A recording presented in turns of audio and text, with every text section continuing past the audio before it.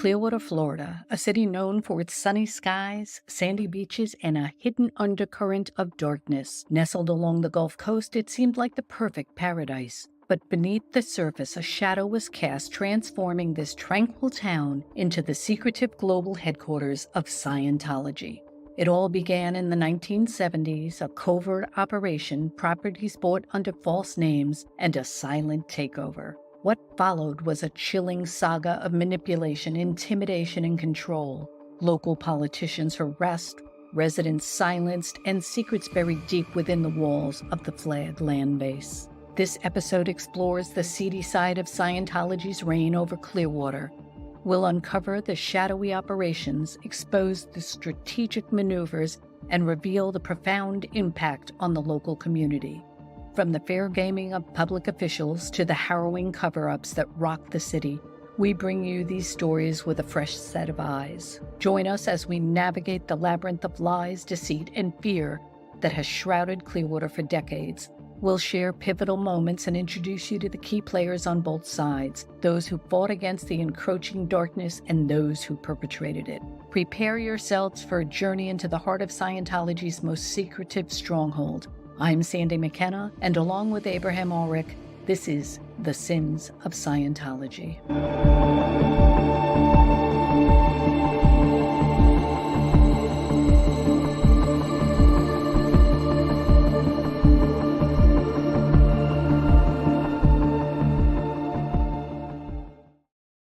In the early 20th century, Clearwater, Florida was a burgeoning coastal community with a rich history and a promising future.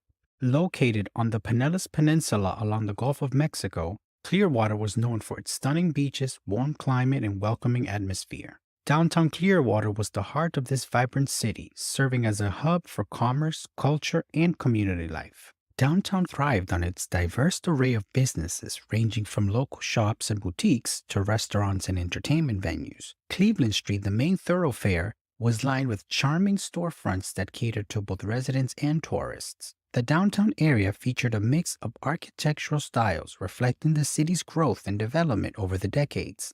Downtown Clearwater was lively and bustling, an area where residents gathered for various social and cultural activities.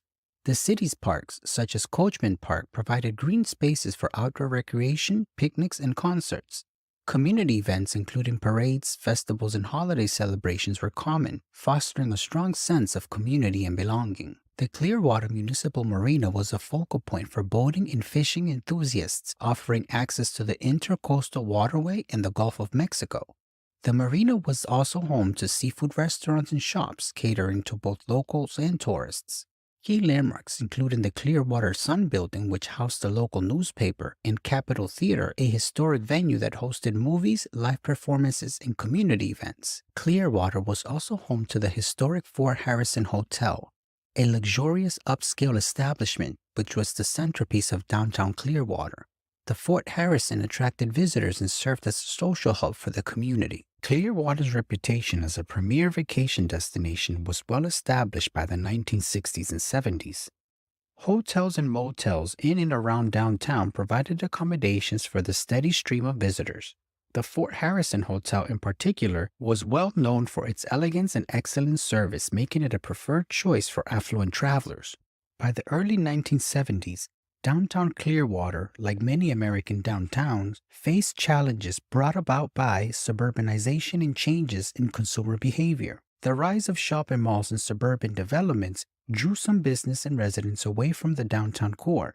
Despite these challenges, downtown Clearwater remained an essential part of the city's identity and continued to attract both locals and tourists. The real estate in this area consisted of commercial, residential, and hospitality properties. The area's historic buildings and newer developments reflected the city's ongoing evolution. Its waterfront locations made it an attractive spot for investment and development.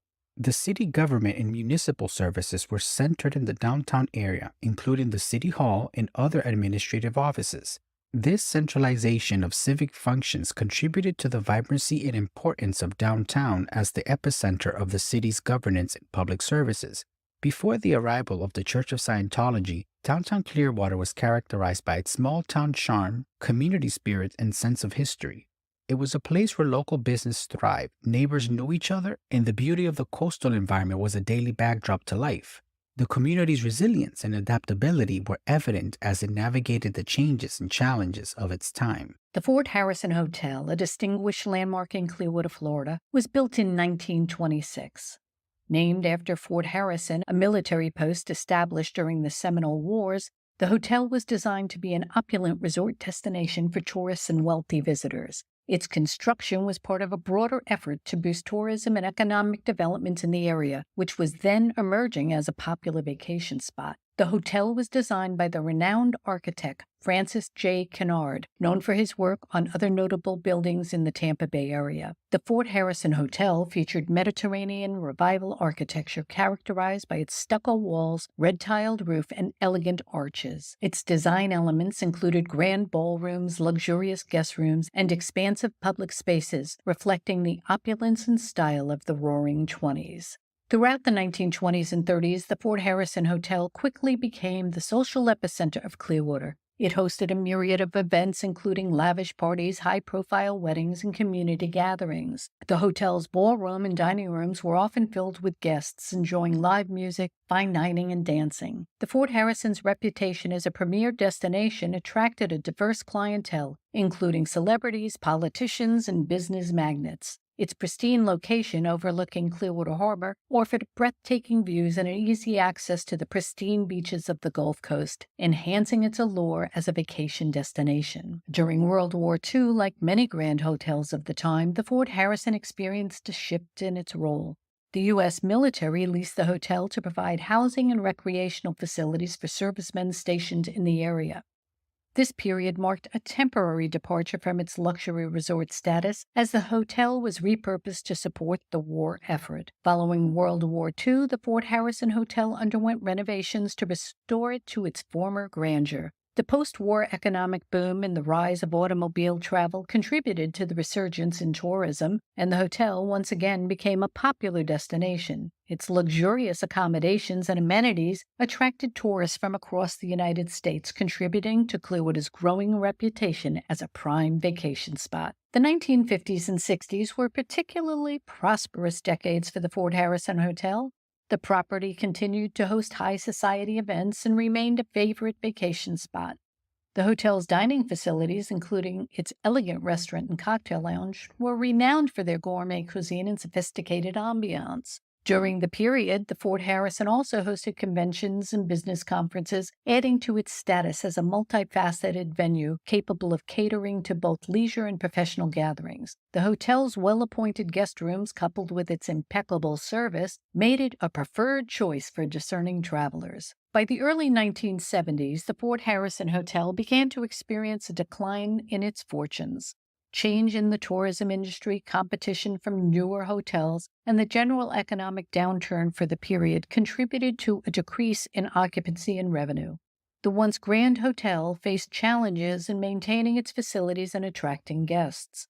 In October 1975, the Fort Harrison was sold for $3 million to an organization called United Churches of Florida. This transaction was later revealed to be a front for the Church of Scientology, which was seeking a new base for its operations. The purchase marked the end of an era for the Fort Harrison as a public hotel and the beginning of its new role as the spiritual headquarters for Scientology. Before its acquisition by the Church of Scientology, the Fort Harrison Hotel was a symbol of luxury and social activity in Clearwater. Its rich history, architectural beauty, and role as a central hub for the community made it a cherished landmark.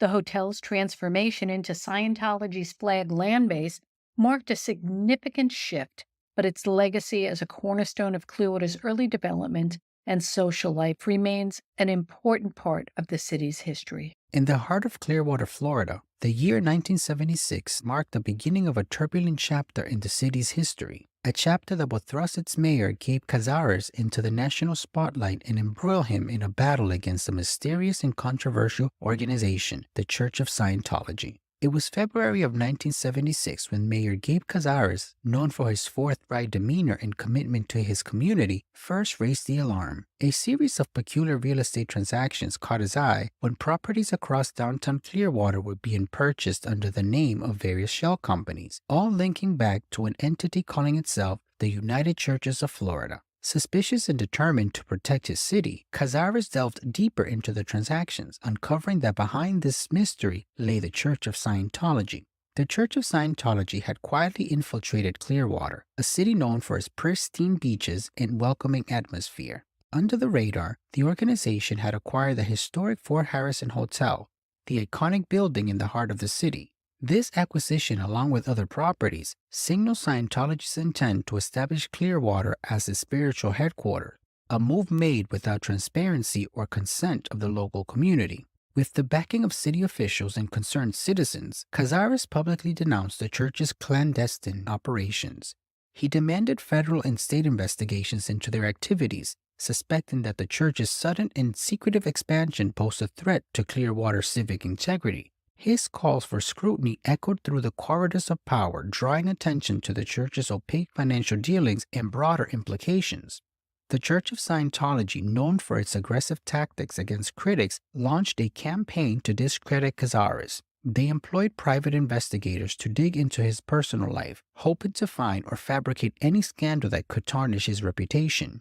Pamphlets smearing his character were distributed and false allegations were made in an attempt to undermine his authority and silence his criticism. Despite the onslaught, Cazares remained resolute. His vocal opposition brought national media attention, turning Clearwater into a battleground between a local government striving for transparency and an organization shrouded in secrecy. The controversy sparked broader discussions about the church's practices and its treatment of critics. Mayor Gabe Cazares' brave stance against the Church of Scientology marked a significant movement in Clearwater's history.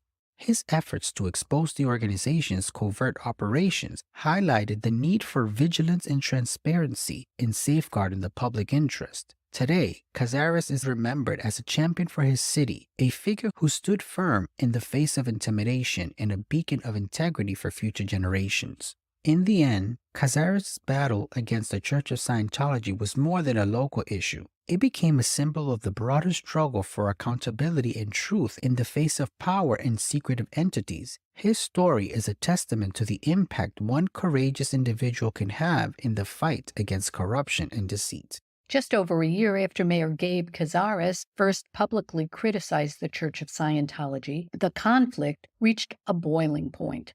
The church took drastic measures to silence its most vocal opponent, initiating legal action against the mayor. The move escalated tensions, transforming the already contentious battle into a full-blown legal showdown. The Church of Scientology filed a defamation lawsuit against Mayor Cazares, claiming that his public statements had damaged their reputation and hindered their religious mission.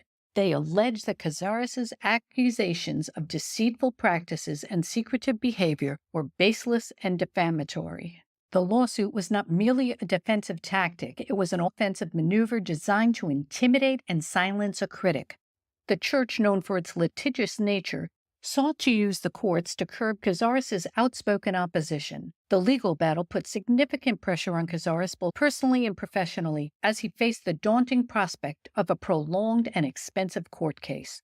The Church of Scientology, known for its aggressive tactics against critics, launched a campaign to discredit Cazares. They employed private investigators to dig into his personal life, hoping to find or fabricate any scandal that could tarnish his reputation. Pamphlets smearing his character were distributed, and false allegations were made in an attempt to undermine his authority and silence his criticism. Despite the church's aggressive legal tactics, Cazares found unwavering support among Clearwater's residents. Many citizens viewed the lawsuit as an attempt to bully their mayor into submission. Local media outlets and community leaders rallied behind Cazares, decrying the church's efforts to stifle free speech and transparency. As the legal proceedings unfolded, the federal government began to take an interest in the church's activities. The FBI launched investigations into allegations of misconduct, including claims of harassment and infiltration of government agencies. These parallel inquiries added another layer of complexity to the conflict, placing the church under the intense scrutiny from multiple angles. For Cazares, the lawsuit was more than just a political challenge, it was a deeply personal battle. Stress of the legal fight took its toll on him and his family. Despite this, Cazares remained resolute, driven by a profound sense of duty to protect his community from what he saw as a manipulative and dangerous organization. The lawsuit eventually became a landmark case in the ongoing struggle between the Church of Scientology and its critics. While the immediate legal battles were grueling, they served to highlight the lengths to which the church would go to defend its interests and silence its opposition. The legal action against the mayor in 1977 was a critical juncture in Clearwater's history. It exemplified Scientology's aggressive defense strategies and willingness to use legal systems to combat dissent.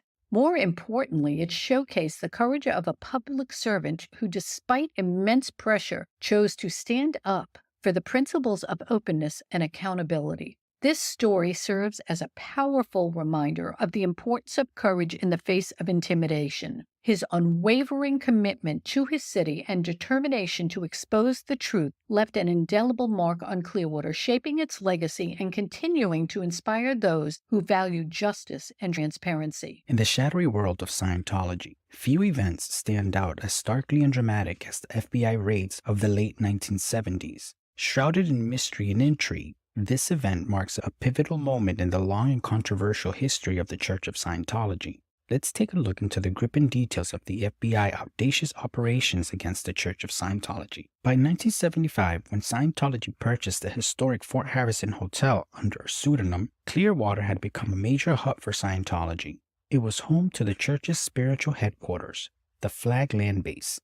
Local officials in Clearwater, along with the community who had long been wary of Scientology's growing influence in their city, had become suspicious of the church's secretive presence and rapid property acquisition, suddenly found themselves at the epicenter of a national scandal. July 8, 1977 will stand as a date that would send shockwaves through the Church of Scientology.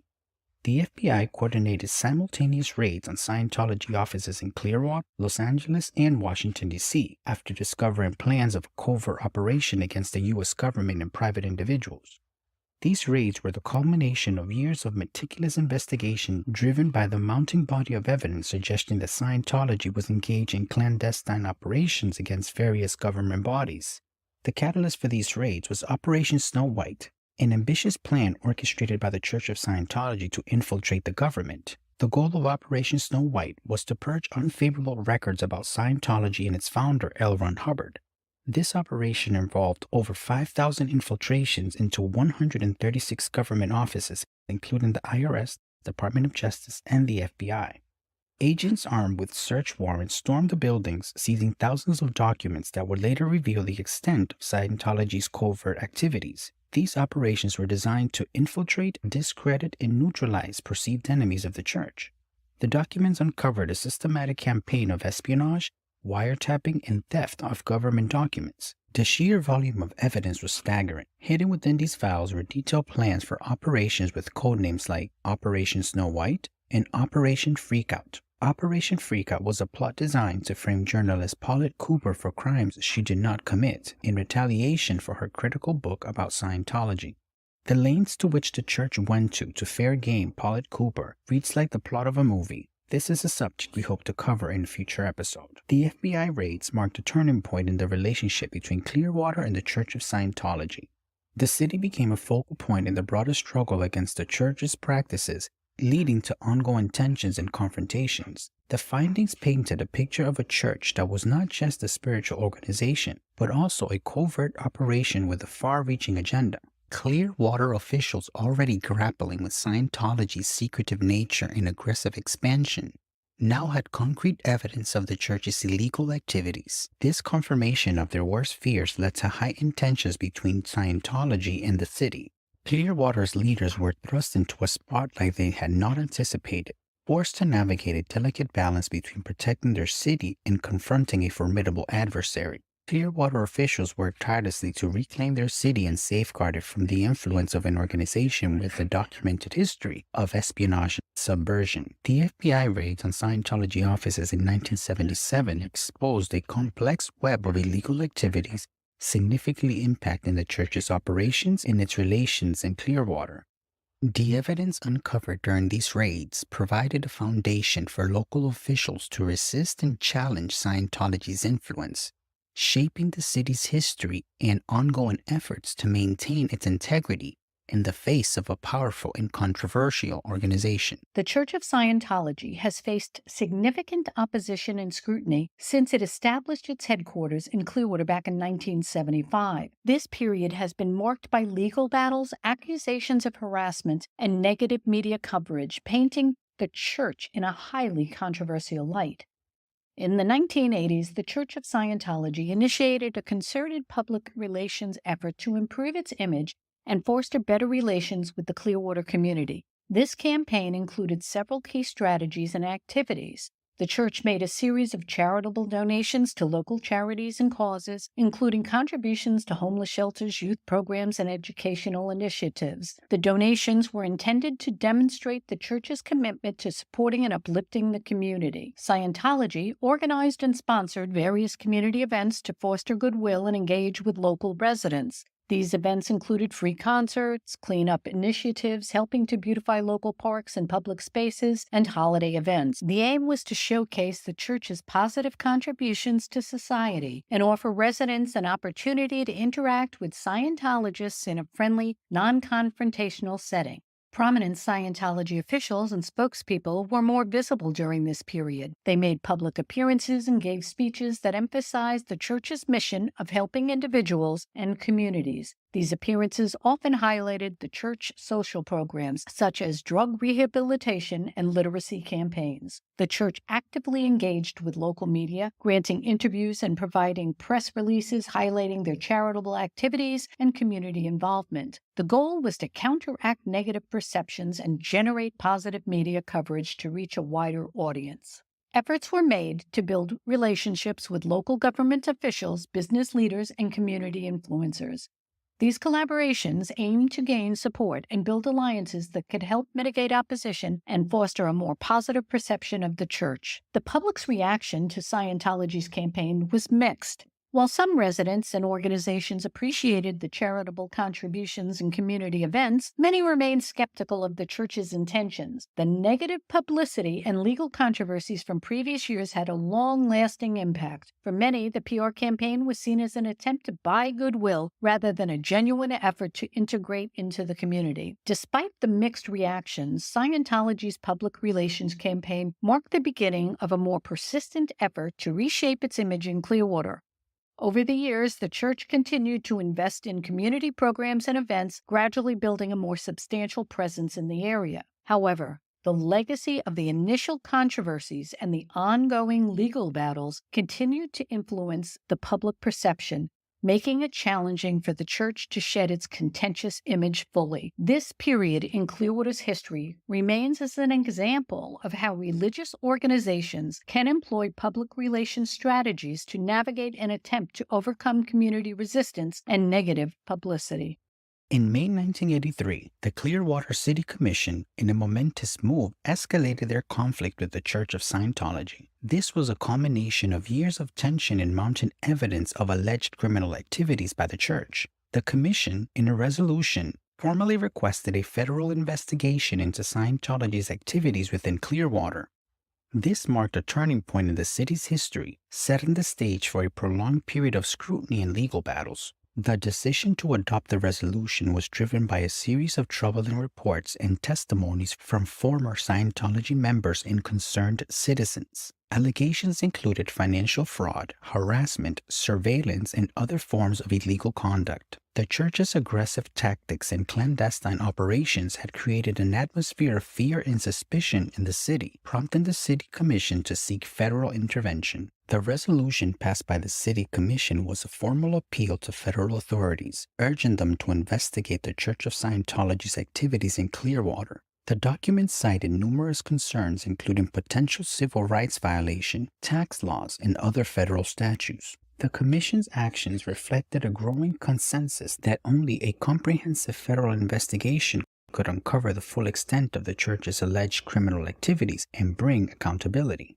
The federal government, in response to Clearwater's plea, launched an investigation that involved multiple agencies, including the FBI. This investigation thrust Clearwater into the national spotlight once again, underscoring the seriousness of the allegations against Scientology. The investigation's scope spanned financial dealings, patterns of harassment, and other criminal activities reported by former members and city officials, leaving no stone unturned. The investigation revealed a systematic campaign of harassment against former members and critics of the church. Tactics included surveillance, intimidation, and legal harassment, all designed to silence dissent and maintain control over the church's image and operations. The federal investigations and its findings led to a series of legal battles between the city of Clearwater and the Church of Scientology. Maintaining its innocence, the church aggressively countered with its own lawsuits against the city and its officials. These legal skirmishes were intense and protracted, highlighting the church's litigious nature and determination to defend its interests at all costs.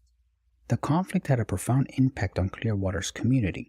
The city, once renowned for its serene lifestyle and picturesque beaches, was now a focal point of a national controversy. Residents lived in a state of fear and uncertainty as the church's aggressive tactics permeated the atmosphere. City officials, especially those who had championed the resolution, were under immense personal and professional pressure navigating through turbulent times.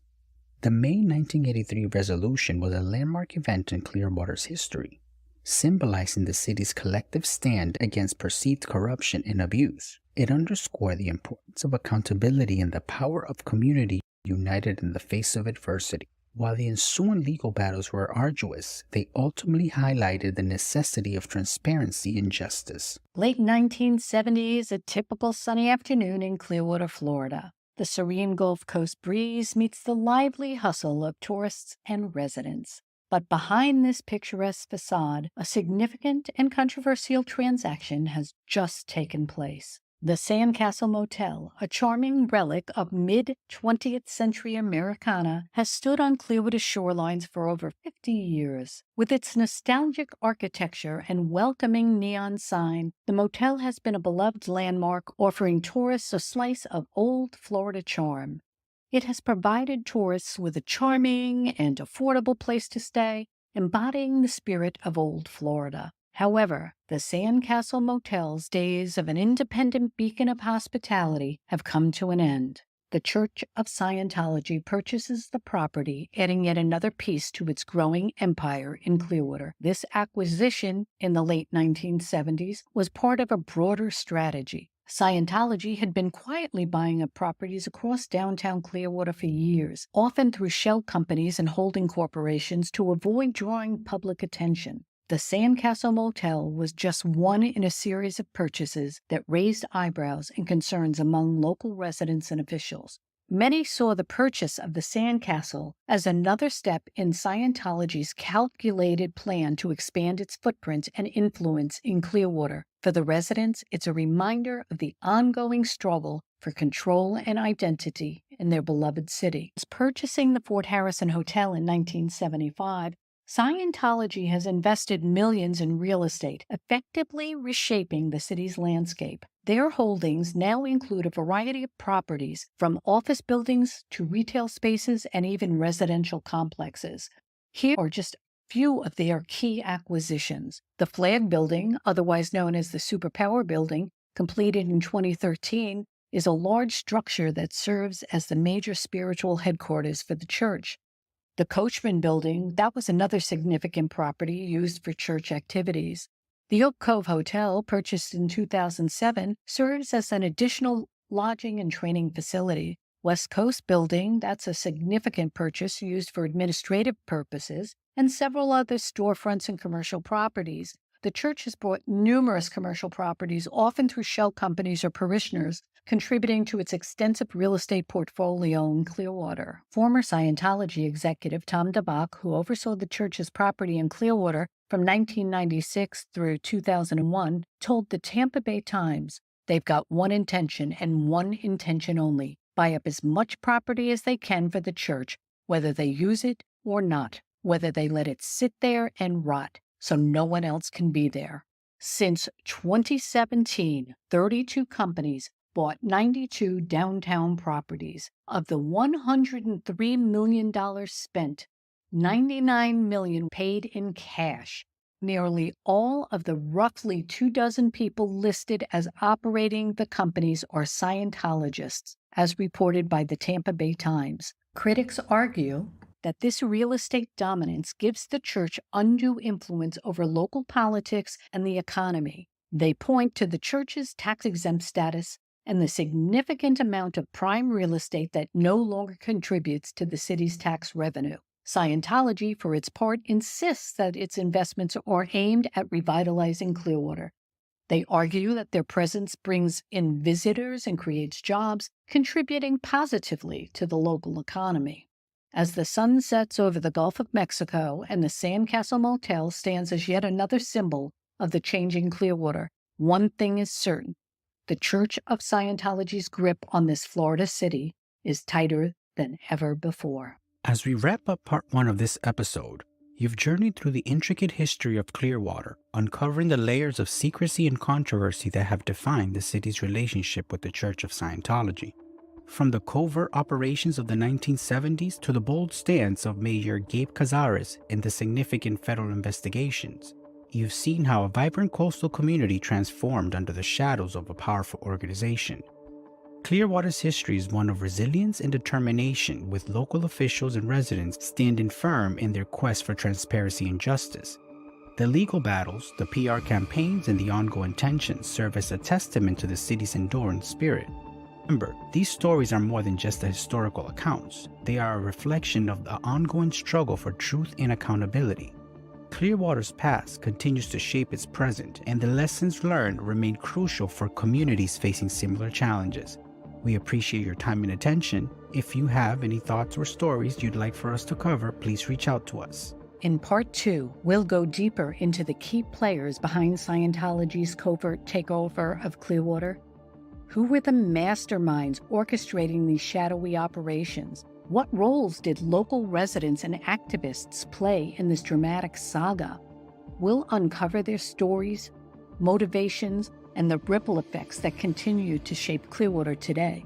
Stay with us as we unravel the threads of this enigmatic tale, and we explore where Clearwater stands now, decades after the initial takeover. The journey is far from over, and the revelations might surprise you. We hope you subscribe and join us on the next episode as we continue to expose the sins of Scientology.